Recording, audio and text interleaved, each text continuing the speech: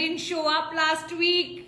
Most of you know I was traveling. I was out of the country. The time difference was extreme. I tried, but I just couldn't make it. But however, I am here today to share with you all that you'd love to hear, questions, doubts, curiosity, whatever is showing up in the chat box. I'm here to solve or be there for you in every possible way.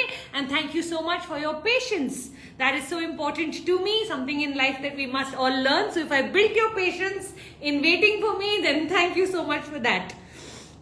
All right. Of course, I just landed a day ago, so I am severely jet lagged. It's actually 10:30 at night in Mexico City, so I am experiencing a bit of time difference, but honestly, both the nights I've slept quite well. So I think what normally takes me a week to get out of, I think this time I'm going to snap out of it much, much faster.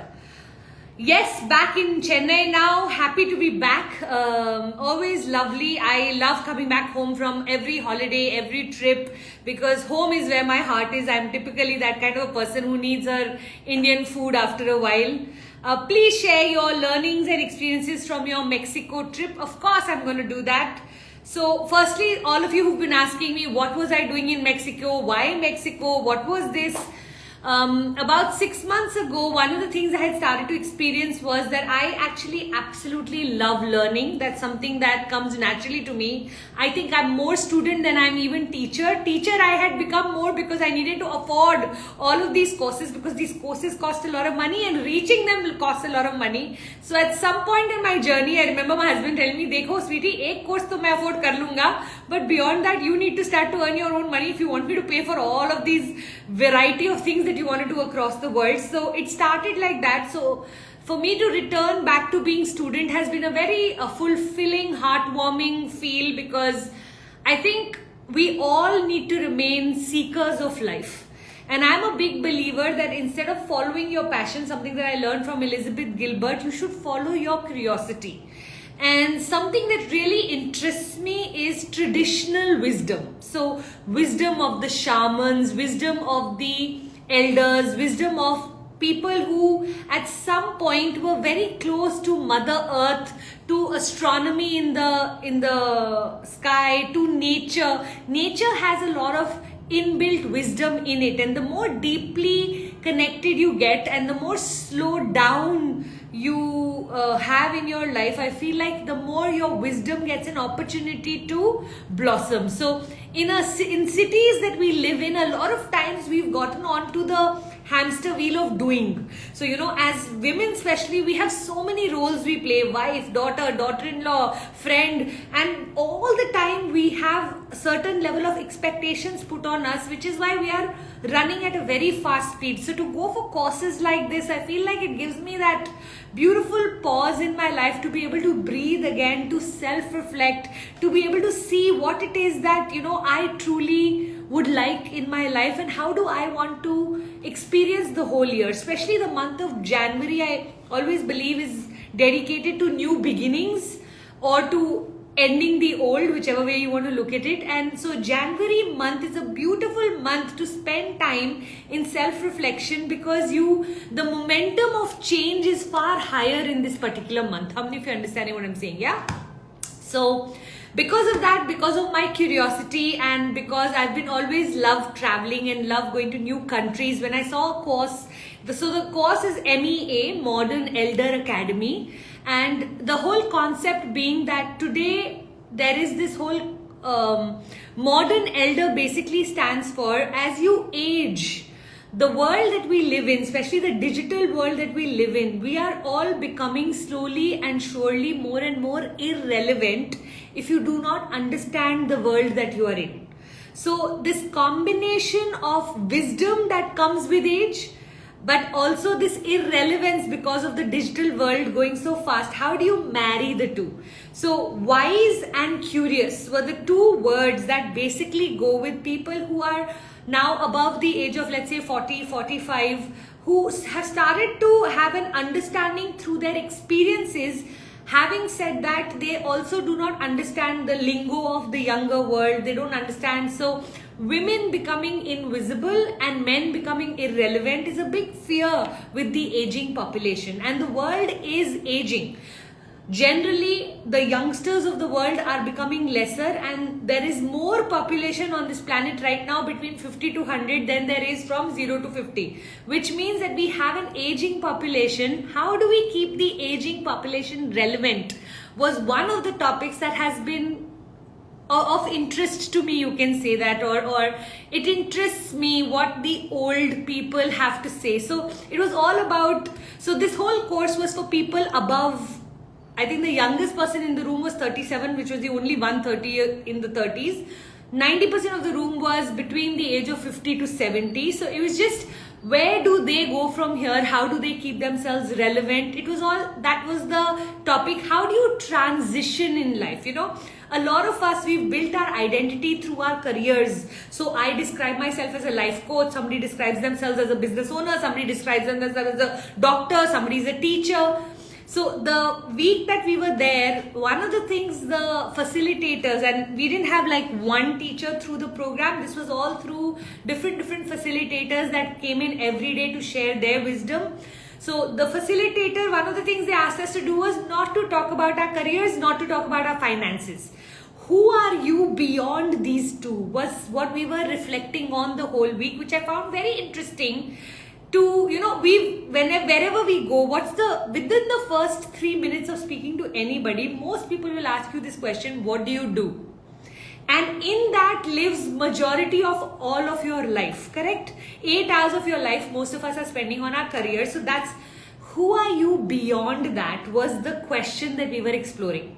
That, you know what, who are you? If I couldn't describe myself as a life coach, and I couldn't tell anybody how much I earn or what my financial wealth is, who am I beyond that? And just living in that, they gave us these lovely bracelets that we are all wearing now. It's called Vision 3.0, which is to go beyond your learning, which means beyond your certifications of Harvard and PhD in psychology and this and that and all of that, and beyond your earning, your money and your career. So if I had to remove all of your education, and if I had to remove all of your wealth, if I strip you down to becoming bare, the soul, who are you? And I felt like that was such a beautiful 1 week of that kind of conversation where you're asking yourself, okay, who am I beyond my education? Who am I beyond my, and you know, what are those words that I would use on myself? What are those words I would describe myself? What's my value system? What do I stand for? If everything was taken away and LA was having its fires, God bless their soul, literally there were people who was losing everything that they had built in their life, right? And so that connection to, you know, if today my house burned down completely and I lose my memory, who would I be? So just that whole portion was very, very interesting. Of course, we had different sessions on learning how to meditate in different ways, how to connect with nature at a deeper level. Some of you may have seen my stories, so you know the whales was what was really exciting me. We had 2 hours of this beautiful poetry and lyrics session that I absolutely loved, because there's a certain amount of wisdom in words, through poems, through lyrics, through songs, and we just, like, as we explored those chapters, it was so wonderful. Do you have a favorite poem? Do you have a favorite song? What does it mean for you in your life? At which point did that become an important moment? Do you till now hear something and it takes you back in your life to a point or a memory that is really beautiful or really sad, or really it has an emotional impact on you? So just all of that was just, you know, what are those moments or milestones in our life that we have memory of through some words, or through some ghazal, or through some shairi, or through some poetry, or through some, just all of that was very wonderful. Of course, the connections that I made, you know, we live in a world where we have reduced our circle to a dot. You know, we all now don't have time for people, to be very honest. So those who matter are in our life, and those who don't, or those who matter but we don't have enough time for, have kind of evaporated in the journey. So to reconnect with human beings, to get curious, to become friends with strangers at my age, I feel like it's an effort, you know, which naturally used to happen at 18, 19, 20, because you are entering school, you're entering college, you're entering a class, you're meeting new people all the time. In our world where we have stopped meeting new people, and new people bring in a lot of new dynamic. dynamism is that a word, dynamism in your energy. So where am I going to get exposed to a beautiful girl I met called Alicia. She's a banker in Minnesota. I don't have any connection with bankers in my life, right? So it was just nice to hang out with educationists. It was nice to hang out with just all kinds of professions, which I tend to now surround myself with people who are in my industry. Either I'm with my community or with people in my industry. I'm not truly stepping out of my industry. So just to be in an environment where there were all kinds of people. There was a spine doctor, there was a journalist, there was like all of these different kinds of people who are narrating their journeys and their beautiful life stories. I just felt like, when you surround yourself with new people from completely different backgrounds. We had people coming in from Canada, from America, from Colombia, from just understanding their thought processes, just understanding their cultures. They were also amazed with our arranged marriage. They're like, seriously, you had met Puneet 3 times before you married him? I was like, yeah. And I said, he's like, you had an arranged marriage, and I had forgotten that arranged marriage is such a unique thing abroad. So it was just nice to just have everybody go, wow, what a story, or all of that, So just we take for granted our own culture, our own setups, but their culture, their setups, just listening to all of their stories was so wonderful. And I think just getting curious about hearing people, I think that is so beautiful, because after a while it all becomes about self. And the way we have started to create our lives, there's a lot of self in our life. When was the last time you just sat somewhere and listened to somebody for 2 hours narrating things about their life or learnings from their life? When was the last time that happened? And that from that 2-hour conversation, how many golden nuggets can you pick up? Of course, spending time with the shaman was lovely. The word that came to him as he, scanned my energy was wisdom. Not a surprise for anyone in this room, I guess. So when he said, he was like, you're a very wise soul, you're a very this thing. So all of the things he was saying, it was like a nice reconfirmation that I'm very much on the path that I believe I most connect to. So that was very beautiful. The message he gave me was that I have to delegate a lot more. I actually am a delegating queen. If you see my team and the way they operate, you will know that I can literally come back from Mexico and do a full 500 people event with my team. Is so amazing and so brilliant. But he said, you have to grow your team. You're just, you've localized your entire energy to what you do. There is growth required, and growth is going to need new people, new training. You've become too comfortable, which I kind of like agreed. So it's nice that 2025, I am going to be now hiring a lot more people. I will be growing my journey, my business, my everything to start to serve even more people, So that was wonderful. My biggest takeaway was also that all of us deep down have a core belief that we're not good enough. It's just something that God has placed within most of us to be able to make sure that each one of us goes and lives our potential, because in the journey of proving either to ourselves, to our families, to society, to the world, our worth, we'll end up living our worth, correct?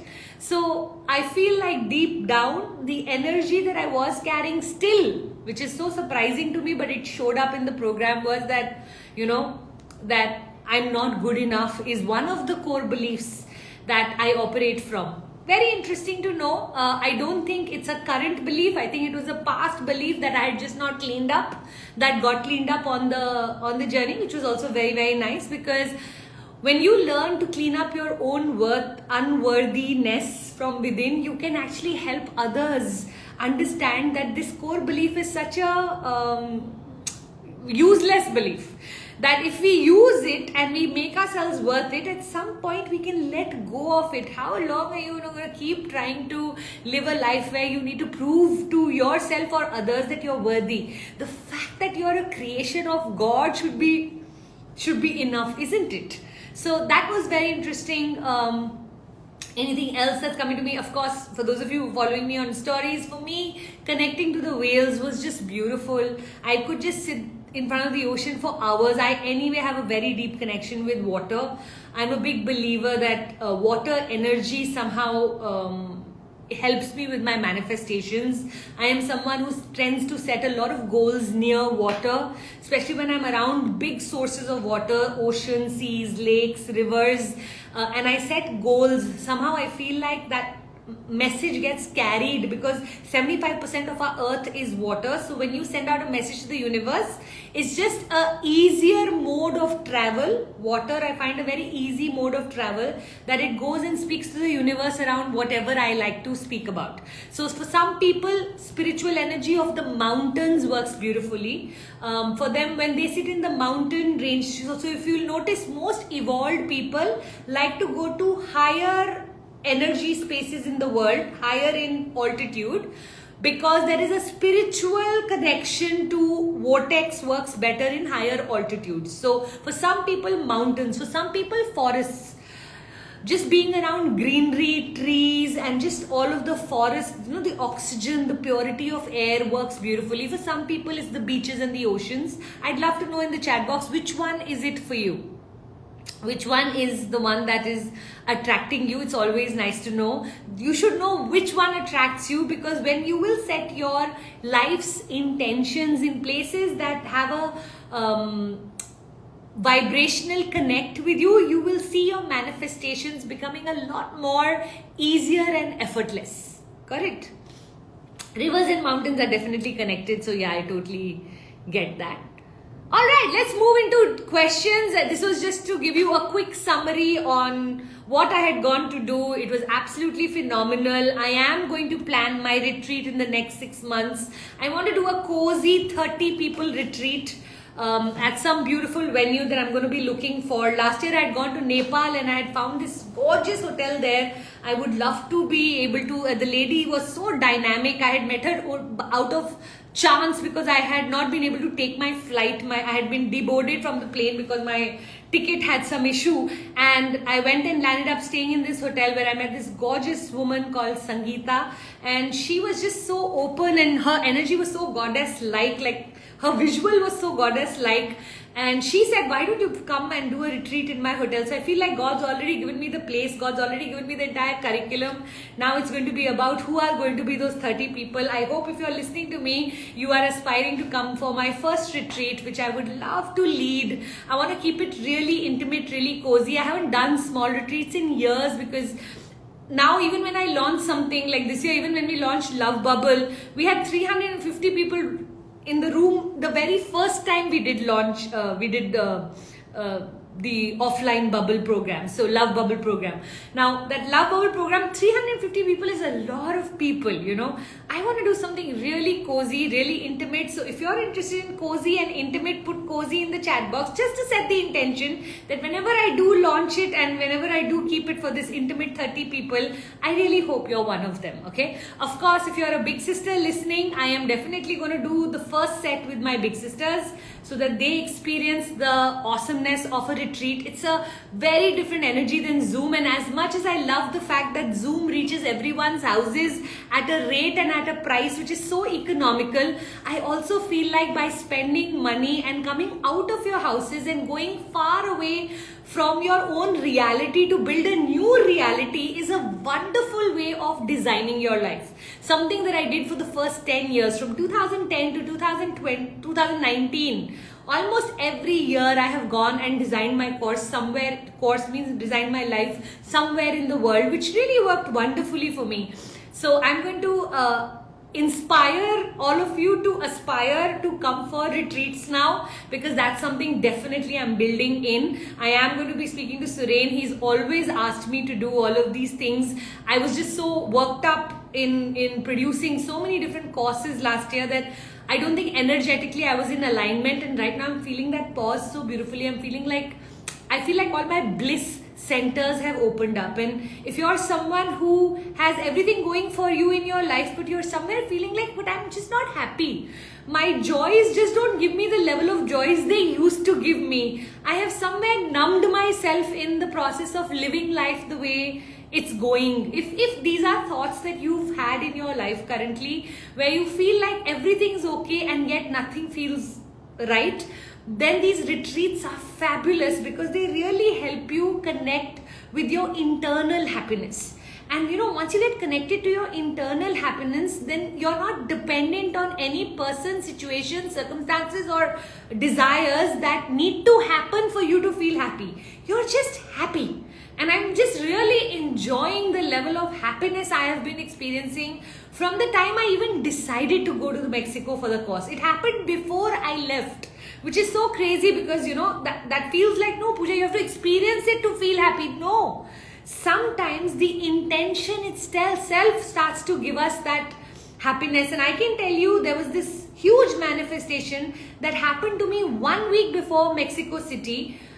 Something that I was desiring, but I didn't know if I had the confidence to own. And it just happened a week before I left for Mexico, which was so fabulous because I kept saying, after Mexico, I'll come back and do it. After Mexico, I'll come back and do it. But I realized that when you actually connect with something beyond yourself, with some higher power, the higher power starts to operate in your life even before you actually act on it.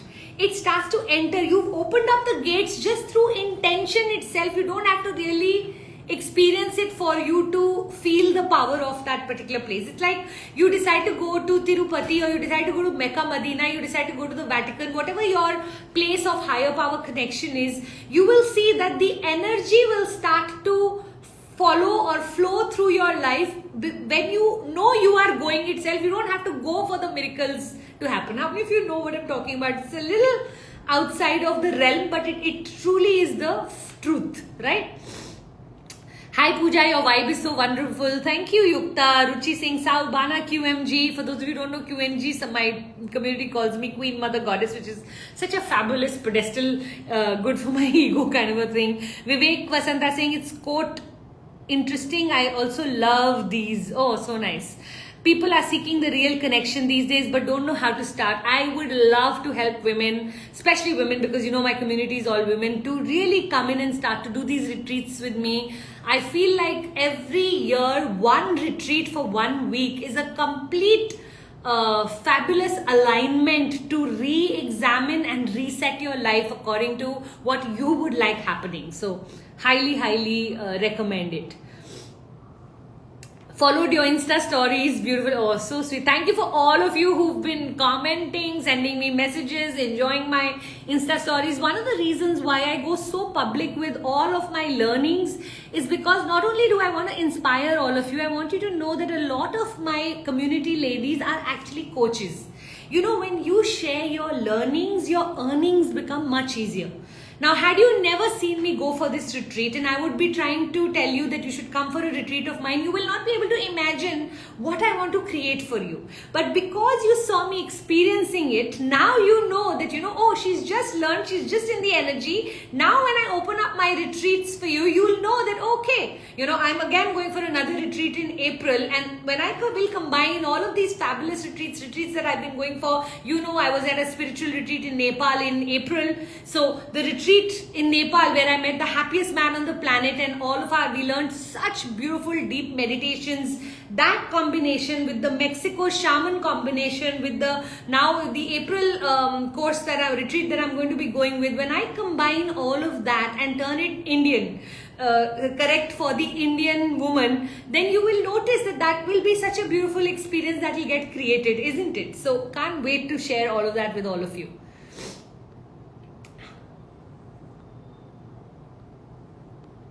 All right, let's get into doubts and questions. Let's see what is coming up in the room. Your interaction with senior people has to be the start of the new course. This is tailor-made for me. So sweet, Shami. Yeah, of course. It is something that I've been wanting to cater to. As I am growing older, I feel like I want to remain relevant and I want to remain visible. And I feel like a lot of us women may be feeling and experiencing that. Menopause is a huge part of a woman who is aging. That needs to be brought into conversation. So, Shami, I have a feeling that there is definitely a course coming up soon for the middle-aged woman who's midlife crisis. I feel like crisis is such a negative word that we need to give it a new name. Something that I heard in my course was midlife crystallizing, chrysalis. Chrysalis is a form of when the butterfly goes from, when the larva goes to become a butterfly, what she experiences. I feel like we can also all look and examine at what the recreation of life will look like if we had to drop old identities and form new versions of ourselves. Delegation is an art, not everyone can do it. That's absolutely true. It's something I would love to teach because I truly believe I'm queen of delegation, not realizing that that's going to be my message. When you're good at something, you just think that's what I'm doing. But that you can do more of that, I had not realized. So that was a great energy read for me. So nice to have you back. Thank you. Hi Pooja, huge gratitude for being all the time and guiding us in the right manner. Thank you so much for coming and listening.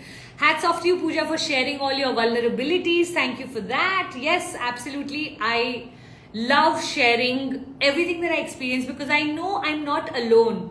The problem in the world is that we started to believe that only I feel like that. If I am realizing that my core belief is I'm worthless, I have a feeling a lot of you may be carrying this energy that I'm worthless deep down. Some of you may recognize it sometimes. Some of you may see glimpses of it. Some of you don't even know it's sitting there, But you will be able to see that when you realize it, it is such a powerful moment because you go, oh God, where did this come from? And how long have I been carrying it, and what are the actions that I have done because of this core belief, and how can I now undo it, and how can I move into an energy of truly believing a lot more in myself? Because I feel like loving yourself is a lifetime work in progress. Like, I don't know if it ever ends because every morning you wake up and you do things that you may not be the most proud of. Sometimes we procrastinate, sometimes we're just lazy, sometimes we know we need to do something but we don't do it. So we are constantly belittling ourselves, and I think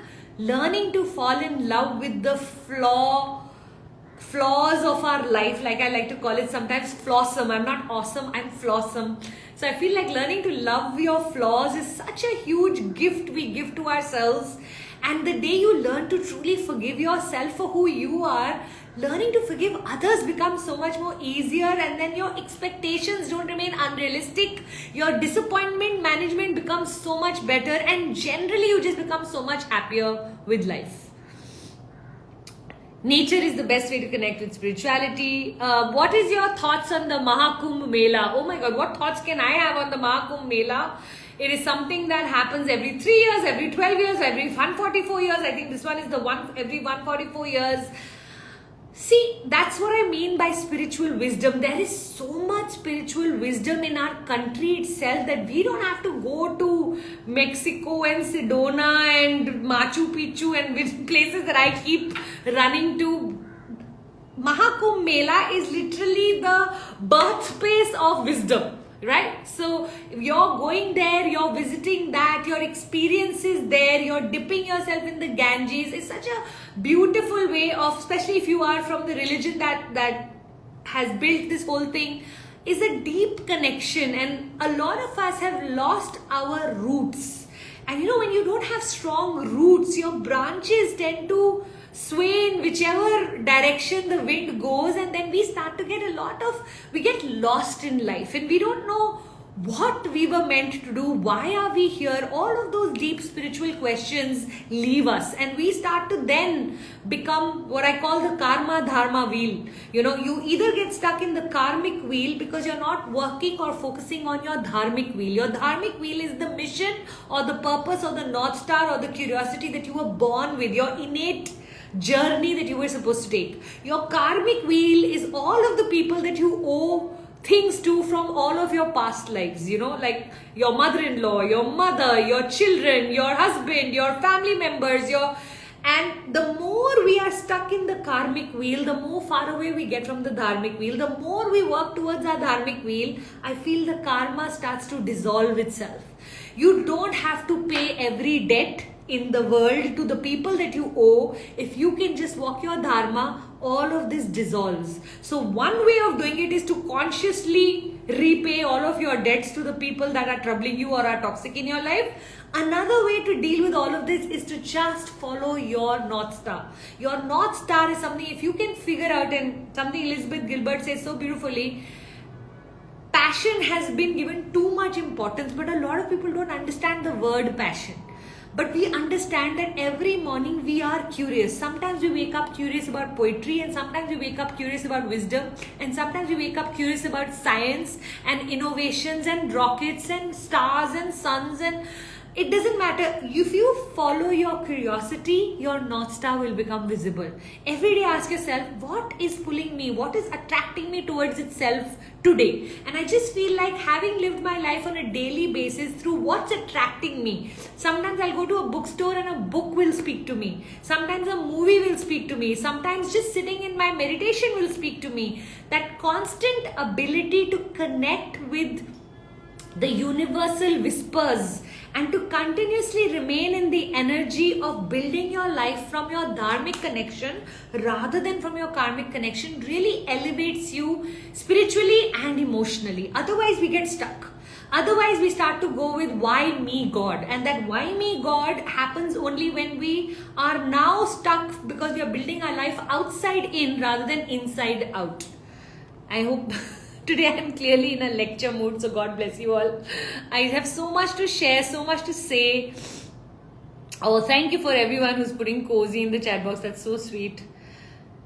Hi ma'am, I'm struggling to find the purpose of my life. I start things but I leave it before finishing it. How can I find my purpose?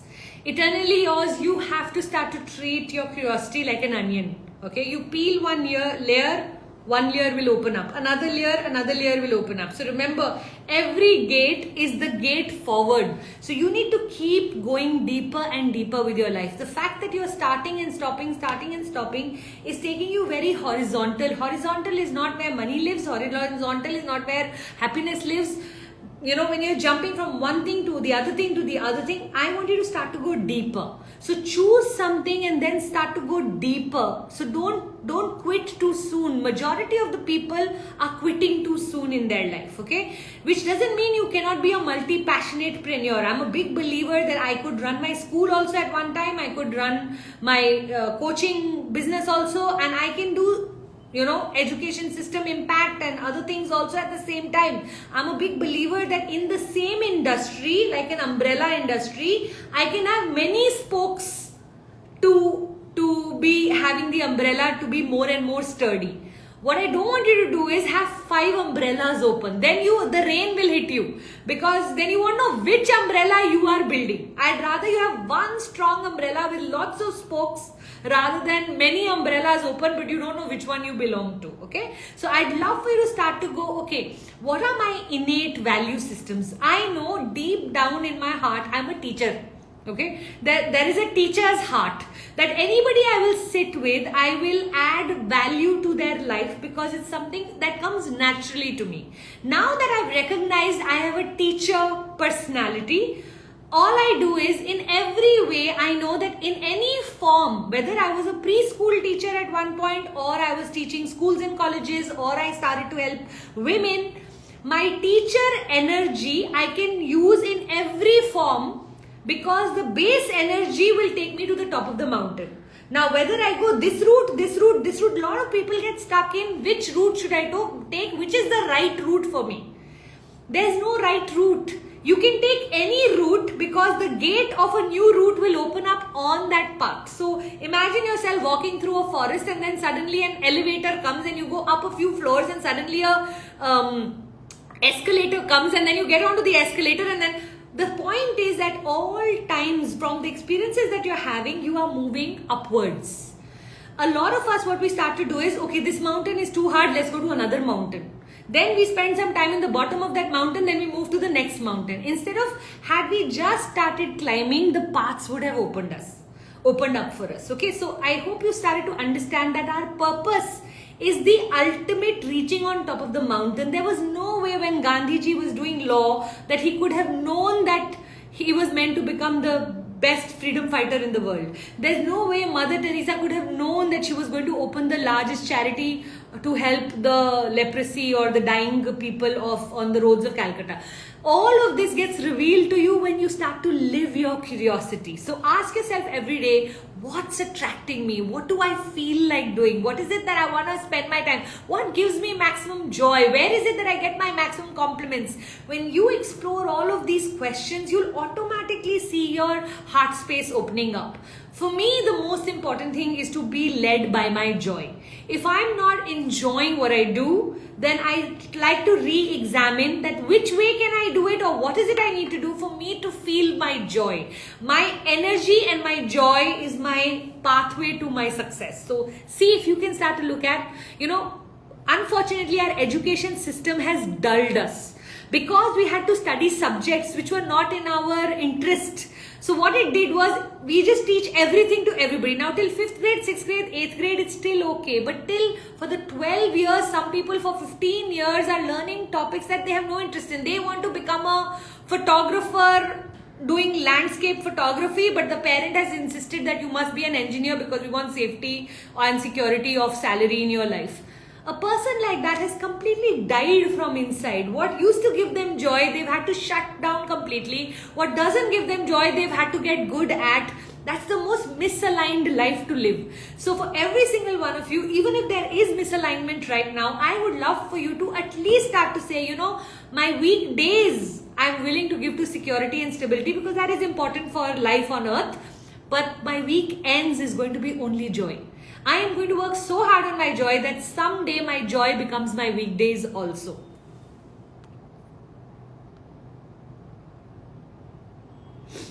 Ma'am, want to know your thoughts on, a lot of you are asking me about the Mahakumbh Mela right now in Prayagraj and its spirituality, all about our cultural sacred river. See, I believe that the entire earth is covered with vortex energy. Vortex energy are that there are places on this planet that just have better connection. Now, I want you to think of your Wi-Fi.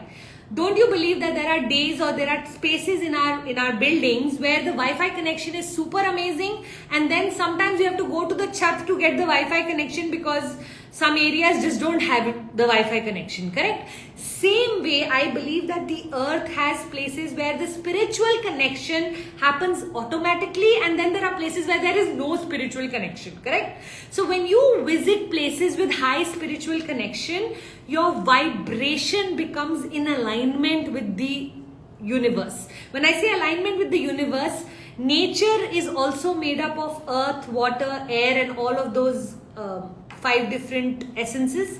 So are we. And when we are in alignment, our happiness, our ability to connect with the universe, our ability to create manifestations, to dream, to desire, to live the happy life becomes so much easier. So any visit to any spiritual place, whether it is in Hinduism, in Christianity, Mecca, Medina, Muslims, whatever the culture is, it doesn't matter. We as human beings have been able to identify places on earth where the connection is better. So visits to places like this gives us a huge advantage over people who don't visit such places, because we get in alignment. Every cell in our body gets coated with a certain kind of protein, and if you go for a Joe Dispenza course, he'll tell you your telomeres grow and your pathways connect better and your aging process and your longevity increases and your ability to connect. It's just, if you go into the science, there's a lot of science in it. If you stay in the spiritual realm, there's a lot of soul healing that happens, and things that we've been carrying. When they say ke jaake apne paap dohao, it's not paap dohao. According to me, it is that we have all of this porcupine energy in us that gets created because we haven't lived in alignment. When we go take that dip in a river that has more oxygen. Now, if you know the science of Ganges, then you'll know that there is a lot of more oxygen, which is why the water of the Ganges river does not deteriorate like the regular water, and you can keep it for years and drink it for years,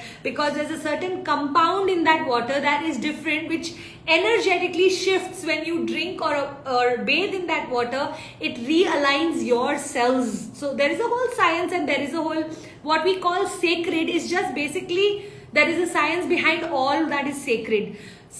Normally in spirituality, the science is invisible, which is why there is a deeper wisdom required to be able to see it with the eyes that is required. Therefore, we need believers and non-believers, because non-believers will only look at what is factual. Believers can see things which non-believers can't.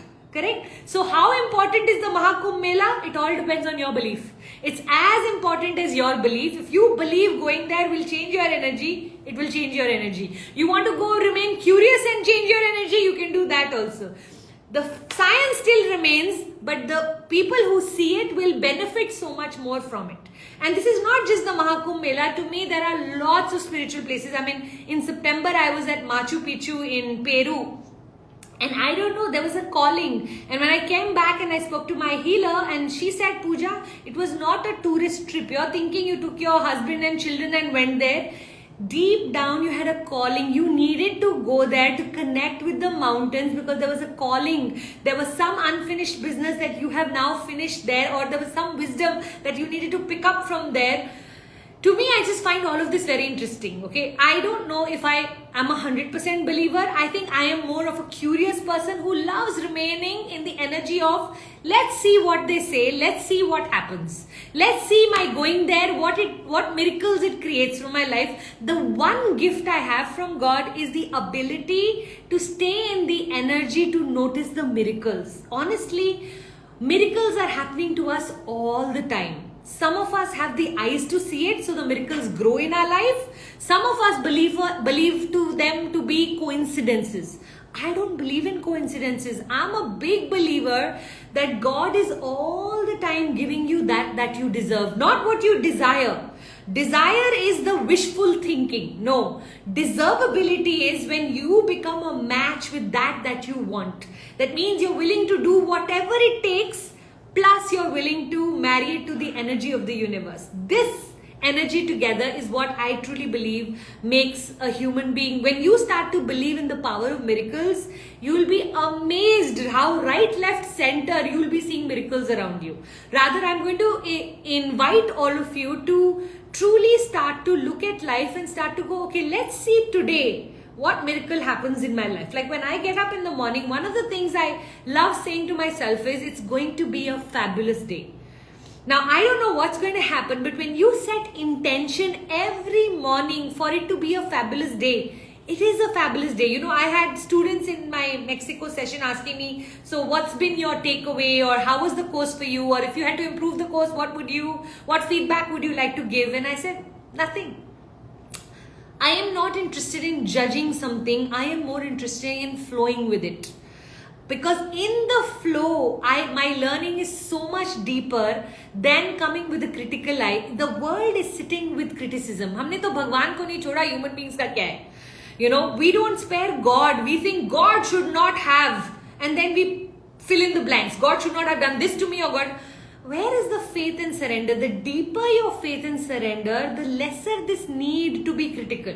And you know what? When you go away from criticism and or changing your critical eye to gratitude or grateful eyes, I feel like your energy shifts 360 degrees. So this week, try your best to not complain even once. No matter what is happening in your life, see if you can shift into the energy of gratitude. Gratitude for all that is happening, because that is not going according to your plan is not there because it wants to punish you. It is there because it wants to prepare you to receive even better. And once you start to understand God's design, that His growth, your growth on earth comes from suffering.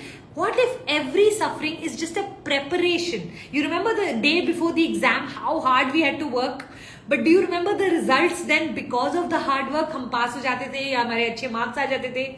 That preparation, if you can start to look at every problem, every challenge, every circumstance that's not going according to you as a preparation for life rather than a negative situation, your ability to absorb life's roller coasters, ups and downs will become so amazing that then you will constantly at all times just be happy. And when you start to train yourself into a default mode of happiness, your ability to connect with the universe, with the higher power becomes like a hotline. Then you don't have to connect to the Wi-Fi. You are on a hotline with God. And I can tell you, the feeling of being on a hotline with God is a completely different experience of being on earth, knowing that whatever you think is going to eventually come true. Please consider Bhutan for a retreat. Oh, I'm it's so surprising that you say that, because this whole Mexico trip that I went to next is happening in Bhutan in November. So yeah, totally. These are all vortex places. So Bhutan again has such beautiful energy. My trip to Bhutan was one of my best trips on the planet, and just hiking to the tiger's nest and all of that. Oh God, that was just beautiful. Deval, Pooja, my disguised angel, is back again, and the same fight is happening. I thought she had changed, but again she's back from Canada. Same negative energy I'm sharing with her. Great, Deval. But you know what has happened? You have changed. So while she can continue to remain in the कीचड़, this time you are so much stronger, smarter, because you know मैंने हाथ डाला तो ये तो कीचड़ में रहती है, ये तो PhD कर रखी है इसने कीचड़ में, वो तो जीतेगी if you indulge with her. What if energetically you had to create a nice fountain of protection for yourself, and no matter what games she plays, if at any point she realizes she no longer has the power to hurt you or make you sad, I can tell you her games cannot go on for too long. You know, I would love for all of you to just push.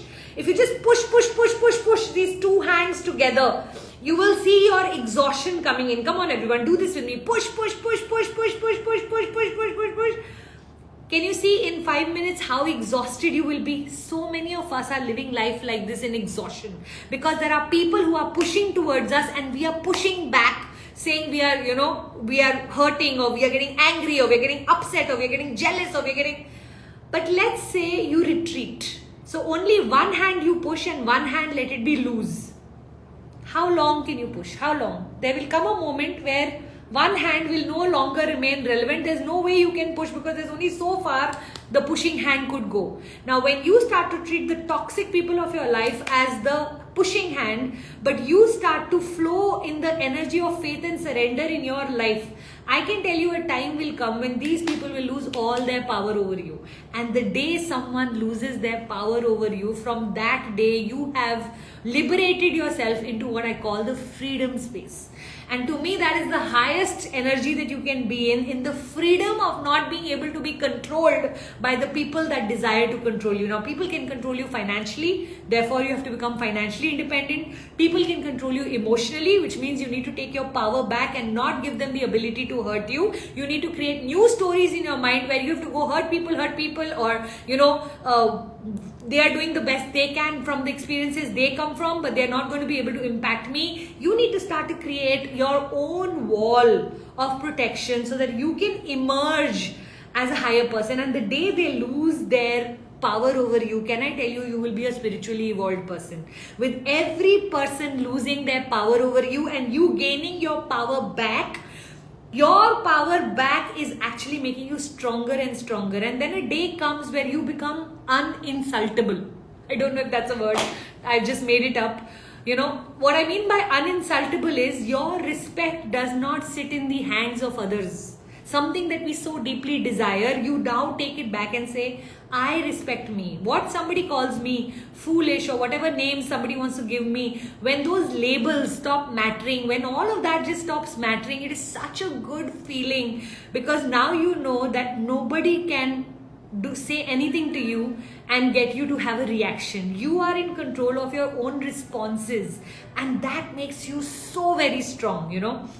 Something that I've learned from my father so beautifully, there is no way you can perturb him. There's nothing you can say to him that will make you get a reaction from him. And I saw him doing that in life so much that I learned it from him. And I truly believe I'm now a person who, you cannot disturb me if I choose not to get disturbed. I think Buddha or somewhere, there was this beautiful story that somebody came and, like, his disciples were sitting and somebody came and abused him or spat on him or something. And he just cleaned it and gave a smile to that person without any reaction. So when he left, the disciples asked him, how come you didn't, you know, say anything to him? How did you allow him to insult you? To which Buddha said, when someone gives you a gift and you don't accept the gift, who does the gift belong to? The same way, when someone gives you an insult or someone says something about you and you don't accept it, who does it belong to? 90% of the time, people are just projecting their own reflections onto you. Their own fears, their own doubts. If they were you, this is how they would be, or thinking, but they are not you. So once you start to realize that these are their personal projections onto you, that it has nothing to do with who you are, you become free of these bondages that we have created with people. In the course in Mexico, one of the most beautiful things they said is, I had always heard of this concept called we are the average of the 5 people we spend time with. They revised this sentence to, we are the average of the 5 people that we choose to compare ourselves with. I found that so profound. I don't know how many of you understand this sentence. We are the average of the 5 people whose opinion matters. We are not the average of the 5 people we spend time with, because sometimes you're spending time with your staff and your driver 2 hours, you're driving to your factory and all. We are not the average of the 5 people we spend our time with. We are actually the average of the 5 people whose opinion matters to us, who we'll end up comparing ourselves with. Make a list today. Who do you compare yourself in looks, in money, in love, in relationships, in finance, in career? Make a list of those whose opinion will matter to you, whose opinion is sitting in your heart of what they think of you. And see if you can liberate yourself from those 5 people. They'll be barely 5. That's why I'm average of 5. You may not be able to even reach 5.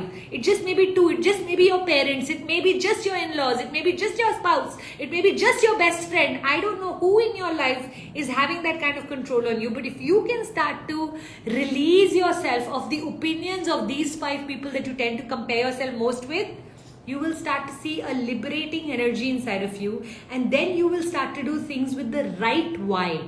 Right now, your why may be to, not be able to disappoint them, or to whatever your connection with these people are. With some of these people, we have a toxic connection, but there's a connection. With some of these people, we may have a good connection, but there's a connection, but there is power. They have power over us. What they think of us matters to us. When we liberate ourselves from that space, they will. I'm sorry I gave such a long answer to your question, but I just want you to know you have to release her, sweetheart. You have to release her from your energy. You're giving her too much power. Okay, you have to build your own life. You have to build whatever it is that she has control over. You have to start to build yourself from that space. You have to release these people. Otherwise, these people will capture you, and in the shower, on the pot, when sleeping, when waking up, when with your loved ones, the only person you'll be discussing is them. And the more we discuss these people, the more energetically in alignment we get with them. So instead of thinking of Sister Shivani and Sadhguru and Shri Ravi Shankar and God and all of the spiritually higher level people, instead of getting their energy into our body, we are spending time thinking about the low energy people. The more we think of low energy people, the more we align ourselves. It's like radio frequency. Now you choose, do you want to become her? Because eventually we become that we hate most, or that we love most. If we don't love someone enough, we will end up becoming the one that we hate most. Be very careful around that. Saubana Pooja, can you please extend the recording period of RC? Just speak to my team. Of course, we can do that. Let me go back and check when is it supposed to expire, and I'll make sure that I extend it by a month for all of you. Bhavna Lalwani, ma'am, I have one question, that if vision board banaya hai and kahin traveling jana ho ya holidays mein jana ho, then what should we do? I don't know what exactly your question means, Bhavna, but traveling or holidays तो part of life है ना. तो vision board बनाकर अब जिंदगी के साथ चलो, not जिंदगी के against, ठीक है? तो अगर traveling भी करना पड़ रहा है तो travel भी करो. अगर जो साथ साथ में आए जा रहा है उसको use it as either a break from the work that you do or as a part of the work that you do. दोनों तरफ से you have to include. Life is going to keep happening to us while we keep trying to design life. We have to combine it because we are co-authoring our life with God. So all times you have to consider this co-authoring. There will be choices you will make. There will be consequences you'll have to face. Everything is not choice. Everything is not consequences. There is a chessboard game going on where one piece you are playing, one piece God is playing, and like that you are co-authoring your life.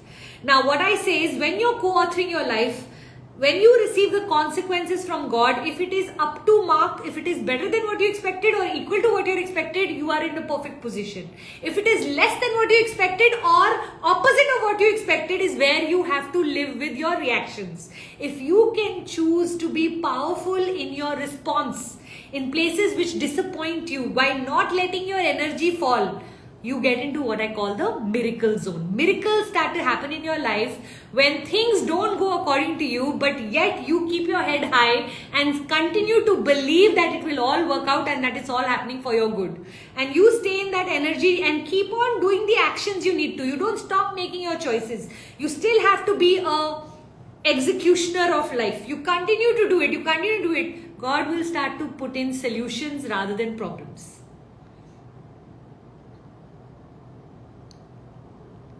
So cute.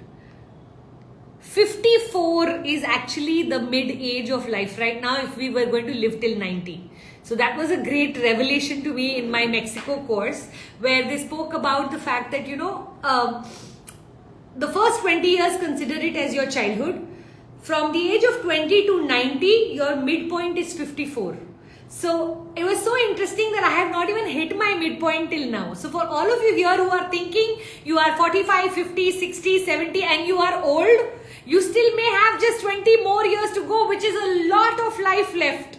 So if you are 54, you are in the middle of your life. So there is a study today in science that shows that if you don't think you are old, you are not old energetically. And if you are 45 but you're already saying, ab to main boodi ho gayi, ab kya fayda, ab kya jeungi, ab main, and we start to say these kind of sentences to ourselves so easily and effortlessly that we intentionally bring old age to us rather than staying young. So you want to stay young and you are still under the age of 54, I want you to say, I am still youth.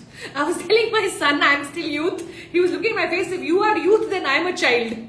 So, you know what? I feel like we have to remain so much younger in our energy, in our mindset, in our ways of being. There was a study done in one of the colleges, I can't remember, Stanford, MIT, Howard, one of them, where they surrounded 80-year-olds with all the things that they were doing in their 60s.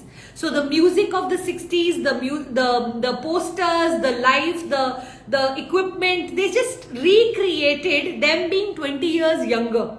Can I tell you, most people's blood markers changed, their health improved, their ability to walk, their ability to live life completely changed when they started to believe they were 20 years younger. We have to start to do this intentionally now that we know that there is a science. Oh God, it's already 11 o'clock. I have still so much. Time कैसे गुजर जाता है ना? Alright, so I have to run now because I need to move to my next session. But however, thank you every single person who came, who sat, who listened, who this week your homework, no complaining, no blaming, becoming extremely grateful, taking your power back from all of the negative people, starting to believe in miracles, starting to notice the little, small miracles that continuously keep happening in our life, to just follow our curiosity, to follow our joy. If you can have all of this happening for you this week, you will see a completely new energy in the year 2025. Let's make 2025 our best year yet. क्या बोलो? कर सकते हैं? कर सकते हैं? कर सकते हैं? Absolutely कर सकते हैं. ठीक है? Looking forward to seeing you all for my retreats. Looking forward to seeing you all in my courses. I really hope you are now ready to take your life to the next level, because I am now on a mission to pull the women of India up to a level where we need to become a force by itself. A life force for happiness, for energy, for good, for kindness, for compassion, for empathy, for giving. I want all of these words to become our new way of living. ठीक है? Done? कर सकते हैं? All right. On that note, I'm going to run. But before we run, you know the drill. All you need to do is how to join your retreat. अभी announce नहीं हुई. जब announce करूँगी तो पक्का से आप सबको सबसे पहले बताऊँगी. ठीक है? Let's get our picture. You know the drill. All you need to do is take a photo, put it in your stories, and just make sure you tag me and put your biggest takeaway. We have decided that from 2025 we are going to start to reward each person. So get ready. If you do this, you put my photo with the takeaway and your biggest takeaway, and you tag me. We will be able to, next week when I come back, we will have top 3 winners receiving something, either my book or some course of mine or my masterclass. We are going to start to give out a lot of gifts this year because I am in giving energy in 2025. ठीक है? So let's make it happen. चलो जल्दी से photo ले लो.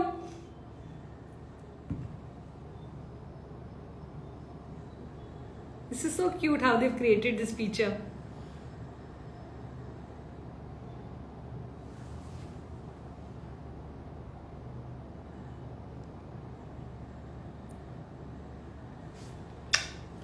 Thank you for coming. Once again, a very happy new year.